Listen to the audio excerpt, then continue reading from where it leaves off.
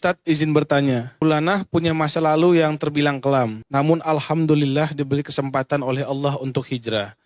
Secara penampilan dan lingkungan, Fulanah sudah sangat mendukung untuk istiqomah hijrah. Namun ketika sendirian, Fulanah masih suka bermaksiat, melihat dan mendengar yang haram. Namun jika tidak sendirian, Fulanah rajin kajian, belajar mengaji, menutup aurat dengan sempurna, dan lain-lain. Sebetulnya Fulanah ingin benar-benar meninggalkan maksiat, namun jika sendiri masih sering tergoda bisikan syaitan. Apakah Fulanah termasuk orang yang munafik? Dan apakah jiwa Fulanah itu buruk? Mohon nasihatnya Ustadz. Syukron, barakallahu fiik. Bertakwa kepada Allah dalam setiap situasi dan kondisi, baik di depan orang, tidak ada orang, ini jenjang yang sangat tinggi dalam keimanan. Jenjang yang sangat tinggi dalam keimanan. Maka ketika terjadi telah hijrah, antum jangan mengira bahwa ketika hijrah itu langsung berada pada posisi iman terbaik. Itu salah. Kita harus merangkak baik tangga keimanan. Orang yang sampai kepada apa yang tadi ditanyakan, soal dia tak lagi berbuat maksiat di kala sendiri, walau dia sudah bisa ketika ada orang dia tidak berbuat maksiat, namun kesendirian masih tergoda berbuat maksiat. Namun bagaimana caranya menjadi orang yang di saat sendiri tak tahu, ini iman tingkat yang hebat luar biasa. Tahukah Anda bahwa seluruh janji-janji Allah kebaikan di akhirat untuk orang yang seperti ini?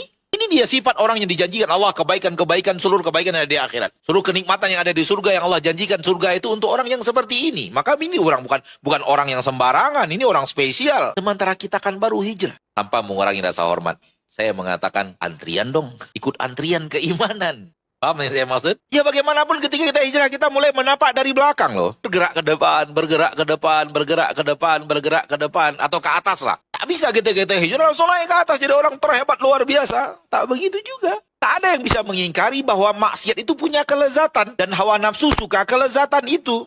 Sebagian para sahabat yang beriman kepada Nabi di kota Madinah, beriman kepada Rasul tercinta, beriman kepada Allah Tabaraka wa Ta'ala, sampai tidak kuat menawan hawa nafsunya untuk berzina.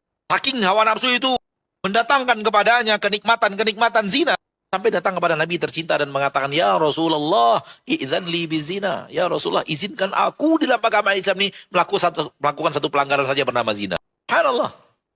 Karena memang itu dicintai hawa nafsu. Maksiat itu dicintai hawa nafsu. Ada kenikmatan. Dan kita disuruh melawannya. Itu mana mengekangnya. Kalau hawa nafsu mencintai kemaksiatan dan merasakan indahnya kemaksiatan.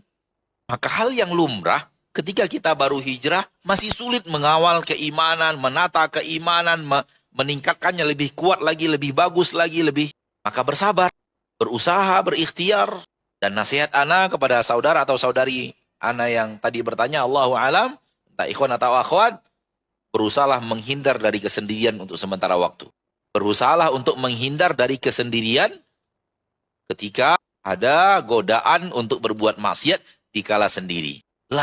Larikan diri dari kesendirian itu. Pergi kemana gitu? Ke masjid, pergi cari kawan, pergi ke tempat keluarga, pergi ke tempat saudara, pergi ke tempat yang ada orang. Sehingga godaan tadi untuk melakukan hilang, balik lagi ke kamar. Wallahu ta'ala alam. Karena memang berproses untuk sampai kepada jenjang yang tinggi tadi. Dan lakukan terus usaha, lakukan terus ikhtiar dan doa kepada Allah Tabaraka wa Ta'ala.